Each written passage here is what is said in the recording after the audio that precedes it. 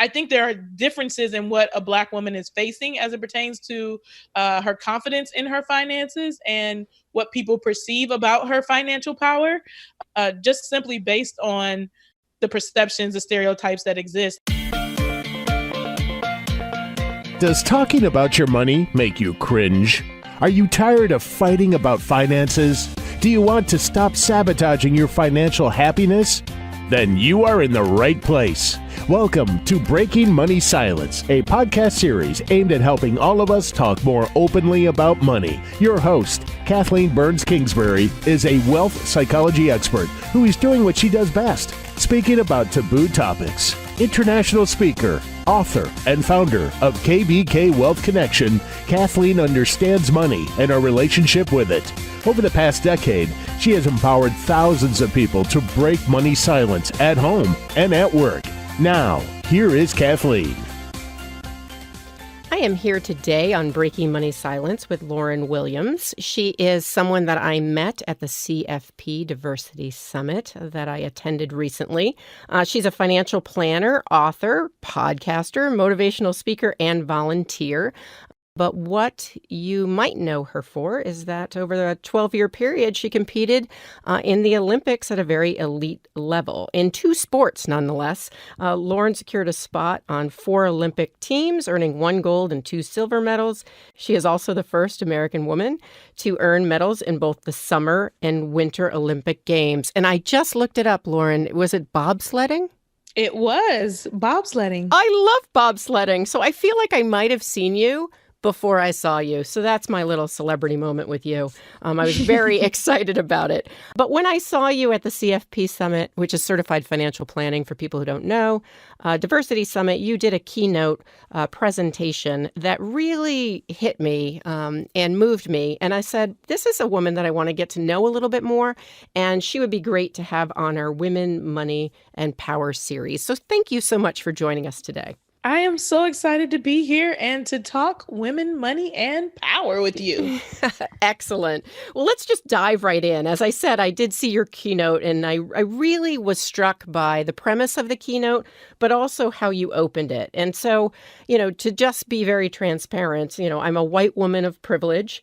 In your keynote, as well as that whole summit, really helped me understand my tendency to label people and to make assumptions. And I've examined myself a lot over the years, but I think it took me to this next level.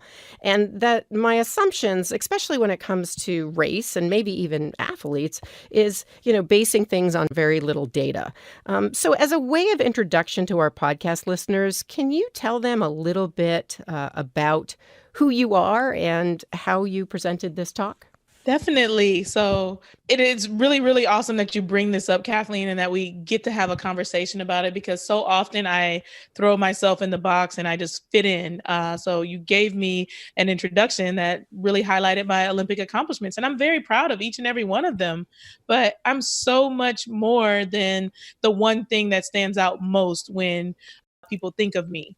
And it was a really big deal for me as part of this diversity summit and part of the speech to kind of put that different perspective out there of not putting people into boxes. So if you asked me to introduce myself, I would say I'm much more than a 4-time Olympian. I'm much more than a Black female. I am an early bird. I love to wake up early. That's something that I take much pride in, and I can't figure out people who like to stay up late. Why? Just doesn't make any sense to me. I was that kid that my mom never had to wake up for school. I'm also a Law and Order fanatic, and I think a lot of people have that in common with me. So I like to find the commonalities between me and other people. I'm a Great Dane owner, and not 5 minutes into any conversation, I'm going to be bringing up my Great Dane and how awesome my dog is. Yes, I am a fur baby owner, and I love him dearly.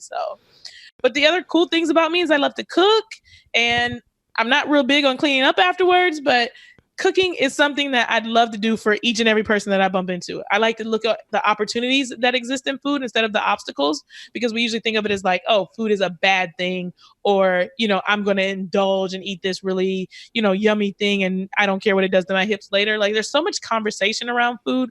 I like to focus on creating opportunity and good energy around food and preparing it for people. That Olympic part of things is yeah, that is a part of who I am, but there's so much more to me than that.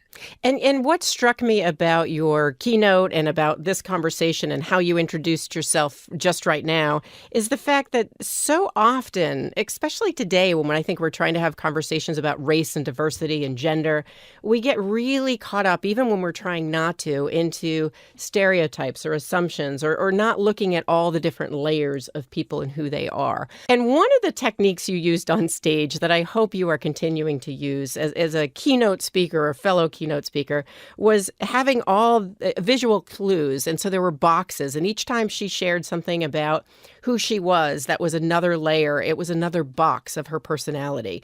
How did you come up with that idea? And are you still using it?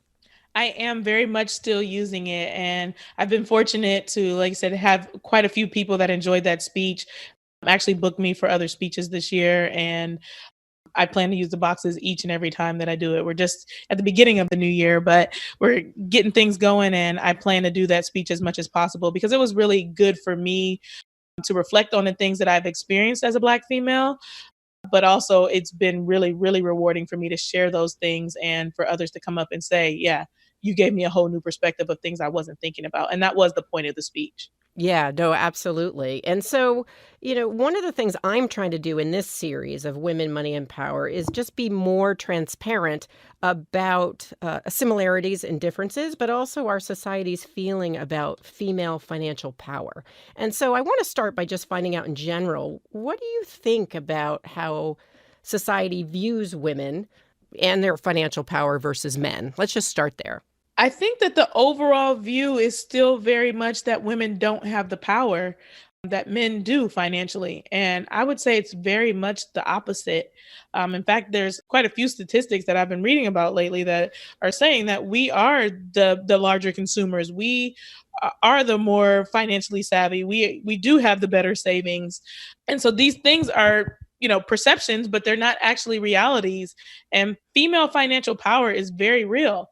We're interested in learning more about our personal finances and trying to figure out how to stretch our dollars as far as possible. And security is also something that is very important to women, and figuring out how to feel secure and what action items we need to take to do so is something that's top of mind for us and something that does move us to action.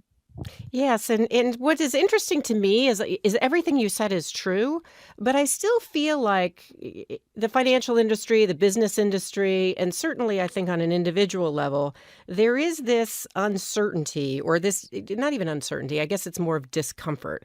I'll give you an example. I was doing a presentation and it was to a group of primarily male business owners in the financial industry. And there was a slide and the top said Women, Money, and Power. And when I got the slide deck back, it had to be reviewed by the legal department, which anybody who's not in finance won't know that, but that's what you have to do. And they came back and their only comment was, we want you to remove the words Women, Money, and Power. And I said, wait a second. I said, well, first of all, it's about female breadwinners. So it really is about women, money, and power. And I said, second of all, why is that? And they go, what's making some of us or some of our audience members potentially uncomfortable? So what's your reaction to that? Unbelievable. How awful. It was awful, but it inspired me. You never know where you're going to get inspiration. And I've been talking about women and money power ever since. But I know my experience of power, and I know what my experience as a white woman is. Now, do you think there's different assumptions about a Black woman and her ability or desire or, the attractiveness of a Black woman who's taking control of her finances?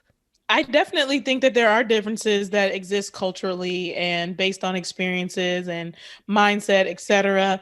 And it's been really tough. So one of the things I also shared in my speech was that I'm married to a white man. And one of the things I deal with, I was a very good earner as an Olympic athlete. And I've, gotten to be an okay earner as an entrepreneur. I'm working on it, but neither here nor there. I am very, very self-conscious about what people think about me because I'm married to a white man, that, I'm doing well for myself because I'm married to him. Or once they find out what his profession is, he's a cancer doctor. She married up. Those sorts of things. So I think there are differences in what a Black woman is facing as it pertains to her confidence in her finances and what people perceive about her financial power, just simply based on the perceptions, the stereotypes that exist, like, oh, this couldn't be all you. You couldn't have, you couldn't be this put together on your own. Someone else must be helping you. And then my white husband comes around the corner and they're like, here's the other piece of the story where, I think I'm an awesome, badass woman of color with or without him. So good for you. Good for you. Do you think that, I guess the question I would have is, one of the things you talked about in your talk was also the idea of, how you can be judged in your race. So for instance, there's all degrees of blackness, so to speak. And so do you feel like you're more judged by other white men and women about being married or being in an interracial marriage, or do you think it's more from people of color that judge you? Or is it both? It's definitely both. I would say if I gave it a little bit more weight to one versus the other, I would give it a little bit more to people of color giving me flack about it. But it's probably in reality 50-50. It just hurts a lot more to get it from someone that looks just like you. It's been very, very tough for me to field things from my friends that, I'm too articulate, or, why are you doing that? I don't have very much rhythm. There's all sorts of different things that Black people are supposed to be able to do versus things that white people are supposed to be able to do. And putting these segments and these boxes around us is really, really limiting. And it's hard for me to, love and care for these people that have been a part of my whole life, but then also to hear things that are putting me in a box or saying that I'm not like them because, I choose these things, that are different and, or such as my white husband. Well, it's not celebrating who you are as a person. And anytime we're not celebrated about all the dimensions of who we are as a person, that can be really hurtful. It's incredibly hurtful. And it's a lot to kind of have to take on and internalize and, put a smile on your face and keep going, or to tell yourself that, oh, they didn't really mean it like that, or, to brush it off in a room full of, people, because it happens sometimes in public places where some joke is made and you just kind of laugh it off and you keep it going, but it was inappropriate. And you're always having this battle of at what point am I always correcting someone who is not being politically correct versus this is not my battle to fight, let's just have a good time tonight, even though that rubbed me the wrong way. So you're always on pins and needles or eggshells in trying to figure out where do I fit in this space. That sounds so tough. Now, how does your husband approach something like that? How does he deal with it? He also struggles with it. And we actually had a really good conversation fairly recently. And it was because of the speech that I wrote. We haven't had very many conversations about his feelings versus my feelings and the differences. And one of the things he brought up to me was, I go to a lot of Black events. So, Black MBA conference or Urban League events and things like that. And I'm excited to be a part of a community. I'm looking for, people that have similar mindsets and values and interests as me. But he's like, I get left behind, and that's a form of segregation. And there's nothing I can do as a white man to fit in there or to feel welcome there. I'm not invited to these events. And like you said, as a white man of privilege, no matter how not racist I am or how much I care about you, there are always going to be assumptions made about me as well. And so this is not just happening to you, that it's also happening to me, and it's also hurtful. And I think I had done a lot of you don't understand kind of language toward him. And I had to sit down and think about gosh, this is, really tough for the majority as well. We put a lot of pressure on the white man and we say male, stale, and pale in the financial industry. And what about when they do want to help? And so the conversation I'm trying to make and create in 2020 is a conversation where everybody comes to the table, because true diversity does include everyone. It's not just bringing more minorities into a situation where the majority is ruling, but it's getting every different person, every different kind of person to be a part of the conversation and to really mix that pot together. So we need the majority to be a part of the conversation as we create diversity. Well, and I love that you brought that up, because I think that the conversation that you and your husband are having is the types of conversations we need to be having more often.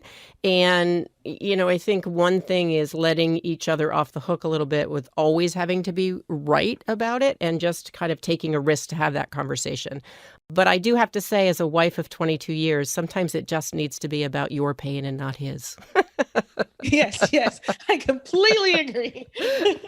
So I want to move on to something else you said in your talk that really hit me, especially around my work of breaking money silence and helping people speak up financially, not only about just the technical aspects of money, but also about the emotional aspects. And you talked in your talk about the distinction between privacy and secrecy. Tell us a little bit about what you mean by those two words and how embracing them helped you break money silence. I say that there's a difference between privacy and secrecy. Secrecy is about, oh, I don't really want to share with you what's going on in my financial life because I'm ashamed. I'm, ignorant. I don't actually know what's going on. There's all these different things that I don't feel good about. And so I want to keep them a secret from you.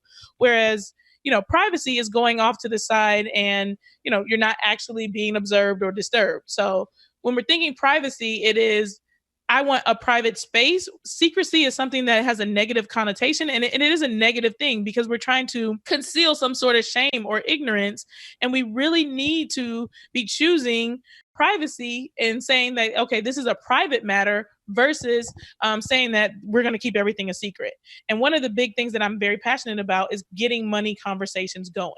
And what we're not very good at in the African American community is having conversations about money. Everything is a secret. And we're telling you like, no, you're getting in my business. This is a private matter. And it's no, really, I don't know this. I don't understand it. And though I shouldn't be keeping this a secret, I have too much shame or too much ignorance to actually feel vulnerable in front of you. So I'm not going to share it. And it's going to continue to cause me to make mistakes. So I'm really passionate about getting rid of this idea of let's be secret about our money. I want everybody to be talking about everything. Yeah, and I think that transparency is so important. I think it's also, as you said, it's okay sometimes to require privacy. There's certain things that maybe you don't want to share with people. But I do think with secrecy, it's kind of like that adage, you're as sick as your secrets. And in our society, there's so much money shame that I think comes from not talking openly and honestly about money. So we make all these assumptions about the person next to us and how they know more than we do, or we should know more, or we should beat ourselves up if we make a money mistake. So certainly I share that passion. How do you work with people to help them become more open in money conversations? And, is that work any different with somebody who has an African-American background versus somebody who doesn't? I work with people the same way because, money mindset is something that's on the inside of your brain. So it's always about, from a coaching standpoint, asking the right questions to get somebody thinking about, why do I feel this way? And waiting for the answer. Because a lot of times, like you said, when you get to an awkward conversation, we just kind of, they're not answering, they're hesitating. Let's just move on. I don't want to make them uncomfortable. But to pause and wait for someone to think about what is the answer to why am I holding back in this area? Why don't I feel comfortable talking about this thing? What are some possible solutions to this thing that I feel like I need to be secret about is a really important conversation to have, no matter what race we're dealing with. And so one of the questions that I ask people frequently is, to think about, so you're talking to someone else about money and you have a question. So you ask the question and then you follow up the question with, I'm asking because I'm trying to learn, grow, and get a better understanding of these things. So you've immediately shifted it from them being interrogated to this thing of, can you help me be better by answering this question, sort of thing. I like and that. Then the other part of it is to offer a little bit of transparency. So you need to know something about someone, or you want to know something so that you can improve, like you said, your own financial knowledge, but you also need to share something about what you're lacking. So can you tell me about your 401k and how it works? Could put somebody on edge, but you can say like, hey, I don't understand. My employer told me I get 3%. What is that 3% of? And now you've opened it up for it to be a dialogue because you shared something about yourself in addition to having asked that question. No, I really like the way you frame that. I think that's really helpful, not only for your clients, but for anybody listening in today. Now, you clearly are so passionate about opening up, having money conversations. You're also passionate about financial literacy. Where did this passion come from? Like, what fueled you around being so passionate about finance? I was financially illiterate as I started my career as a professional athlete. So, to go back a little bit of my story, I come from a family of five sisters, two brothers. There was not a lot of household income. My father had leukemia, so he was disabled. He was receiving disability. My mom was laid off for a good portion of my childhood. There was just a lot going on. And I mean, I come from a very intelligent set of people, but financial literacy was not a part of that intelligence. So as I was 20 years old, a junior in college as a finance major, I thought I needed to know more. And that, like I said, once again, is built into that kind of, I have to fight this idea that I should be ashamed because I'm a finance major and I don't know this. And then realize like, hey, there wasn't actually a personal finance class, and none of this stuff taught me about any of this stuff that I'm dealing with right now. How to buy a house, can I move out from living with my college roommate, etc. I was doing kind of a basic budget of just checking my credit card bill every month, making sure that there were actual things that I purchased, and then paying the bill in full. That was my idea of a budget up to that point. And so I knew that there were gaps in what I knew and what I needed to know. And I had a six-figure salary at 20 years old, which nobody else around me had, nor did anyone in my family have. So I knew I couldn't ask them for advice on something that they had never experienced, and I went to get help. Well, I ended up in the hands of a, investment guy that sells investment products and earns a commission for them, that wasn't very focused on literacy. He was just focused on how much money I can get into my investment accounts. Now, we know in and of itself, investing is not a bad thing, but if you don't have literacy as a foundation, you are prone to make tons and tons of mistakes, and you don't have a good foundation to build on. So my passion comes from my lack of literacy myself, but also looking for the right answers because I wanted education, I wanted information, and then talking to other people around me and realizing that not only did they not have education or information, but they also had a lot of shame. And that's where I started to discover this privacy versus secrecy thing and was like, hey, why is everybody so, like, why can't we all learn about this together? I don't understand, like, why is this a thing? Now, do you work with athletes now because you have that background, or is that something that you don't necessarily do? Yeah, so my clientele right now is around 30% athletes, 30% lawyers, and then 40% other general young professionals. So I have a pretty good mix. I will say that I thought that I was opening the business specifically to serve athletes and people of color because I felt like there was such a big gap in the community. And that's not at all what my my business looks like. Like I said, 30% is not the majority at all. And my business is not majority people of color either. So it has been very interesting for me to learn, they said get rid of my own biases because we all have them, whether you're a minority or you're a person of privilege, to kind of break down some of those walls. I didn't think that a single white man would want to be my client, and I have one. So I actually have a few, but understanding that financial information is necessary and needed for everyone and that I want to be able to serve everyone was something that I had to kind of like change my own mindset because I was like, I felt such a big need in the athletic world, and I felt such a big need as a person of color that I thought like I need to fill that gap, when instead the gap that I'm filling is the gap for people who need access to financial planning who may not necessarily have it. And so my fees are set up a lot differently than the traditional financial planner. I charge people based off income. So the less income you make, the less it costs, because I want to make sure that we're keeping the barrier low, that you do need to pay something and you need to value this advice because it is something that is valuable, but that the barriers to entry shouldn't be so high that you have to have $1 million of assets or 500,000 and all these sorts of things, because assets under management and investing is not financial planning. That's one piece of financial planning. Right. And what's interesting about advisors like you and a lot of the newer advisors is the idea of accessibility. And it's kind of crazy, even though it's how the industry has worked for so long, is, somehow you just have to figure it out to have $1 million in investable assets, and then we'll take care of you. And I know you've been developing a variety of resources in addition to working with you, one-on-one.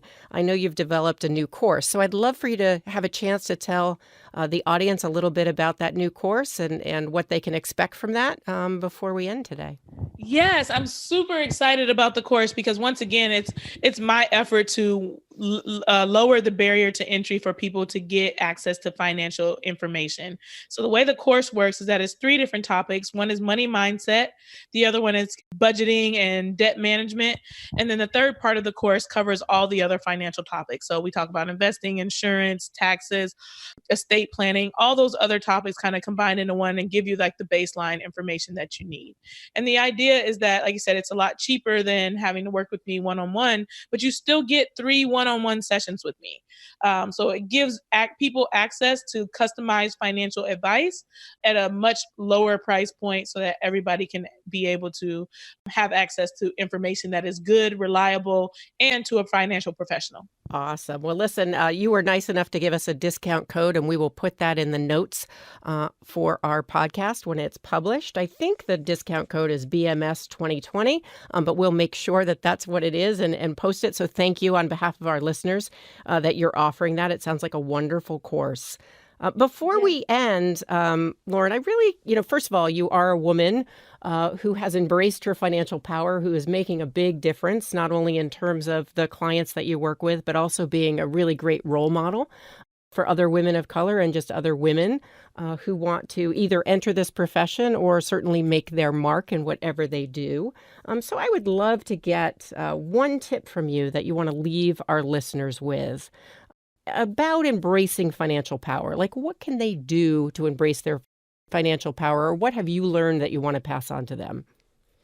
I would say if I had to sum it up, it would be something I alluded to a little bit earlier. It's focus on the opportunities, not the obstacles. So frequently what holds us back from really embracing that financial power is, oh, this is in my way. And what about this thing here? And, we get into our own minds, and before we know it, we've talked ourselves out of something when we, in fact, are powerful just by believing in ourselves. I've really enjoyed breaking money silence with you, Lauryn. Yes, let's continue to break money silence, because as we break it, people are going to become more financially free. So thank you for having me. Yeah. And so the name of your company again, I want to make sure we put that out there. My company is called Worth Winning, and my podcast is Worth Listening. So awesome. I love that. Well, listen, you take care. And for anybody who's listening in, that is listening to the series on women, money, and power, if you have a particular question, whether it's for Lauryn, myself, just in general about the topic, please email me at kbk@breakingmoneysilence.com. We're going to take some of those questions and comments on air over the course of this series. And we really want to have your thoughts as listeners as well. And also subscribe to Breaking Money Silence on your favorite podcast app. So until next time, this is Kathleen Burns Kingsbury saying, dare to break money silence. Thank you for listening to Breaking Money Silence, hosted by Kathleen Burns Kingsbury, a wealth psychology expert, author, and founder of KBK Wealth Connection. If you like what you heard today, be sure to subscribe on iTunes or your favorite podcast app and leave a review. Also, share this episode with your friends and family. It is a great way to get the conversation started. For more money talk tips and information, or to hire Kathleen to speak at your next event, go to www.breakingmoneysilence.com.